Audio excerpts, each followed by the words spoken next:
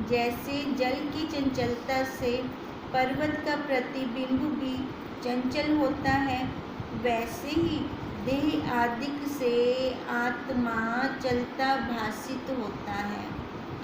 पर आत्मा नित्य, शुद्ध और अपने आप में स्थित है। बताओ, आत्मा क्या कुछ करता है क्या? वो तो बस जैसे ऐसी प्रकाश वैसे ही है। उसके प्रकाश से हम सारा व्यवहार करते हैं। जैसे हम उस दिन भी कह रहे थे कि सूर्य का आना काफ़ी है। सूर्य आता है, सारी दिनचर्या शुरू हो जाती है। या फिर राजा आके अपनी गद्दी पे बैठता है, सारा व्यवहार उसका मंत्रियों का शुरू हो जाता है। ऐसे ही वो राजा, वो साक्षी का आना काफ़ी है। ये इंद्रियां अपने आप कर्म करना अपना शुरू कर देती हैं। जैसे घट के नाश से मिट्टी का नाश नहीं होता, वैसे ही देह के नाश से आत्मा का नाश नहीं होता।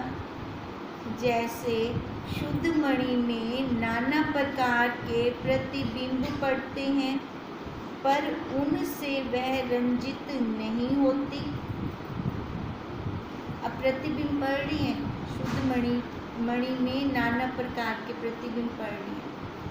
अब उसको तो कोई खेद नहीं होता। दर्पण में देखो, कितना जो सामने आएगा उसको दिखा देंगे, चाहे वो अच्छा है चाहे वो बुरा है। दर्पण को कोई खेद होता है? नहीं। अब इस साक्षी से, है ना, है तो वो दर्पण, उससे हम जैसी मर्जी क्रिया कर लेते हैं। अच्छी करने वाली अच्छी कर रही हैं, चोर डाकू देखो वो अपने हिसाब से कर रही हैं। अब वो कहता तो नहीं कि मैं चोर डाकुओं को सत्ता नहीं दूंगा, या जो अच्छा कर्म कर रहा है साधु संतों को ही मैं सत्ता दूंगा, ऐसा तो नहीं कहता। दोनों को ही सत्ता दे रहा है, उसको कोई खेद ही नहीं है। उसके लिए ना कोई चोर है, उसके लिए ना कोई संत है। अब ऐसे कहते हैं, जैसे शुद्ध मणि में नाना प्रकार के प्रतिबिंब पड़ते हैं, पर उनसे वह रंजित नहीं होती, वैसे ही आत्मा में मन, इंद्रियां और देह दिखते हैं, पर उसे स्पर्श नहीं करते। अब ये सारे कर्म कैसे होते हैं? जो ये जीव करता है कर्म, कैसे करता है? कर्तापन से और मन इंद्रियों से, है ना, इंद्रियों से ही कर्म हो रहे हैं ना।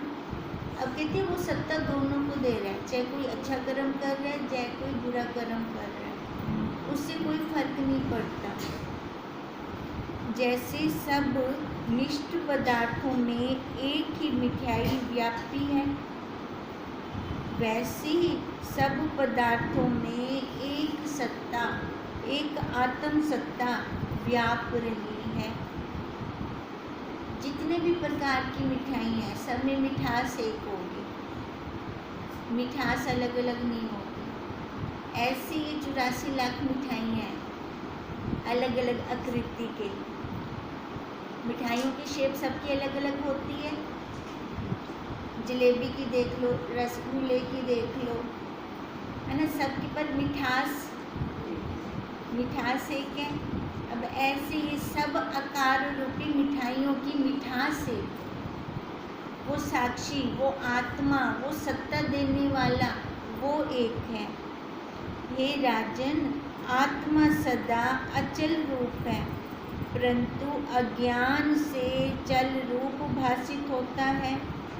जैसे दौड़ते हुए बालक को सूर्य दौड़ता लगता है, वैसे ही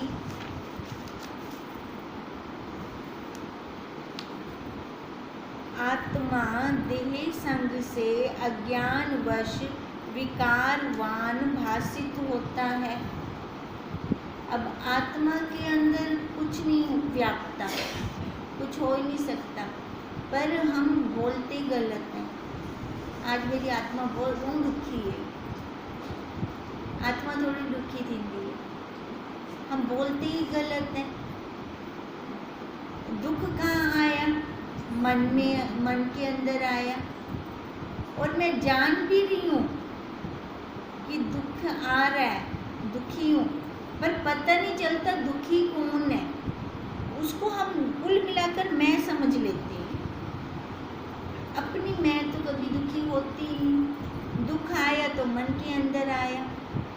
मन को मैं देखने वाला, मन को मैं सत्ता देने वाला, मन मेरे से अलग है। मैं मन हो नहीं सकता। जब मैं मन हो नहीं सकता तो मैं दुखी कैसे हुआ? दुख का बॉक्स तो अलग हो गया है, वो मेरे से अलग है। अब मैं उसको अपने से अलग मानूंगा तब तो शांत रहूँगा। जब मैं उसको एक में कर देता हूँ अपने अंदर, फिर मैं शांति नहीं रहता, विक्षेपता आ जाती है। और यही विक्षेपता जीव बना देती है इसको, वो जीव बनने में आ जाता है। फिर कहते हैं जैसे प्रतिबिंब का विकार आदर्श को नहीं स्पर्श करता, वैसे ही देह का विकार आत्मा को स्पर्श कर ही नहीं सकता। अब दर्पण को कोई स्पर्श करता है, बाहर जो कुछ मर्जी क्रिया हो वो दिखा देगा, पर उसको स्पर्श नहीं होगा कुछ भी। अब ऐसी इस देह का विकार वो साक्षी दिखा देता है, पर उसको कुछ स्पर्श नहीं हो सकता। जैसे अग्नि में सुवर्ण डालिए तो मैल जल जाता है, पर स्वर्ण का नाश नहीं होता। वैसे ही देह के नाश से आत्मा का नाश नहीं होता। अब क्या कह रही है? अग्नि में सोना डालते हैं तो सोने की मैल सारी जल जाती है, तो सोना निखर आता है। ठीक है, ऐसी ये जीव जो बना बैठा है, इसको ज्ञान रूपी अग्नि में डाल दें। ज्ञान रूपी अग्नि में डालने से क्या हो जाएगा? जीव रूपी मैल खत्म हो जाएगी। फिर क्या निकल आएगा? अपना स्वरूप निकल आएगा। मेन मतलब तो मल खत्म करने का है। अब मल खत्म कैसे करेंगे? अब इसको जलते हुए आग में तो नहीं डाल देंगे, क्या करेंगे? अब मल जहाँ होती है ना, वो पुर्जा देखेंगे कि मल होती कहाँ है। मल कौन से पुर्जे में होती है? मन में।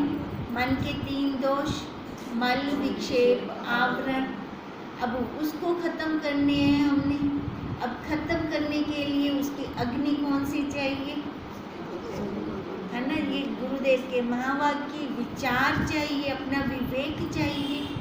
मल खत्म करने के लिए निस्वार्थ सेवा चाहिए, निस्वार्थ बाहर के कर्म चाहिए। हमें वहाँ जाके संतों की सेवा करें, तब जाके ये मल खत्म होगी। विक्षेपता कैसे खत्म होगी? जो एक जगह पे इस मन को टिका दे। मन के फुरने कितने आते हैं, इसको टिकाएं कि वो फुरने ना आए। वो इस टिकाने का इस मेथड क्या है? एकाग्रता लाने का मेथड क्या है? कौन से तरीके से हम इसको टिका सकते हैं मन को? त्राटक। त्राटक सबसे बड़ा आसान तरीका है मन को एकाग्र करने का। मन एकाग्र करते हैं, किसी भी एक जगह पे दृष्टि को टिका दो। सबसे अच्छे अपने गुरुदेव पे दृष्टि को टिका दो। आप पलक न झपके कोई भी। वो देखते देखते जब आंखों से आंसू आने शुरू हों, फिर भूमध्य में देखना शुरू कर दें। अपनी एकाग्रता बढ़ती है, धारणा शक्ति बढ़ती है। धारणा शक्ति अपने बढ़ने से क्या होता है? जो हम संकल्प करते हैं वो संकल्प हमारे फलीभूत होते हैं। बताओ, एक चोर भी संकल्प कर ले, एक साधु भी संकल्प करे, चोर का संकल्प फलीभूत नहीं होता, साधु का संकल्प फलीभूत होता है। अंतर क्या है? एकाग्रता का अंतर है। संत की एकाग्रता होती है और चोर की एकाग्रता नहीं होती, उसकी चंचल इंद्रियां होती हैं। चंचल इंद्रियों से उसके संकल्प फलीभूत नहीं होते। अब इसलिए कहा कि उस विक्षेपता को खत्म करें। विक्षेपता के बाद आवरण, आवरण गुरुदेव के ज्ञान से खत्म होगा। वो एक झीना पर्दा रह जाता है। वो झीना पर्दा, आवरण, वो गुरुदेव जैसे ज्ञान देते हैं वैसे चल पड़े शिष्य, वहाँ पे किंतु परंतु ना करे। वो देखो फिर कितनी जल्दी जल्दी आगे निकल जाएगा। वह तो नित्य, शुद्ध, अवाच्य और अचिंत्य रूप है। कहते हैं वैसे ही देह का नाश से आत्मा का नाश नहीं होगा। बाहर वाला मल खत्म हो जाएगा। अब उसके खत्म होते ही क्या होगा, अपना स्वरूप निकल कर आ जाएगा। हे राजन, वह देखने में नहीं आता परंतु चेतन वृत्ति से सदा देखता है। अपना स्वरूप दिखता है क्या? ज्ञानी अज्ञानी को हम पहचान सकते हैं, है ना? तभी तो कहते हैं ज्ञानी की कोई सींग थोड़ी निकल आते, व्यापक को पता चल बने ज्ञानी। तो कैसे? कहते हैं हे राजन, वे देखने में नहीं आता परंतु चेतन वृत्ति से सब देखता रहता है। अपनी वृत्तियों के अंदर दुख का है, हमारी वृत्ति पकड़ती है दुख को। अब वो दुख मेरी वृत्ति के अंदर है कि नहीं है, इसका साक्षी मैं स्वयं हूँ। जो भी क्रिया कर रही हैं, कर्म कर रही हैं, क्या उसमें सामने से प्रतिकूलता आ रही है तो क्या दुख लग रहा है अंदर कि नहीं लग रहा? कहते हैं जैसे राहु अदृष्ट है परंतु चंद्रमा के संयोग से दिखता है, वैसे ही आत्मा अदृष्ट है परंतु चेतन वृत्ति से जाना जाता है।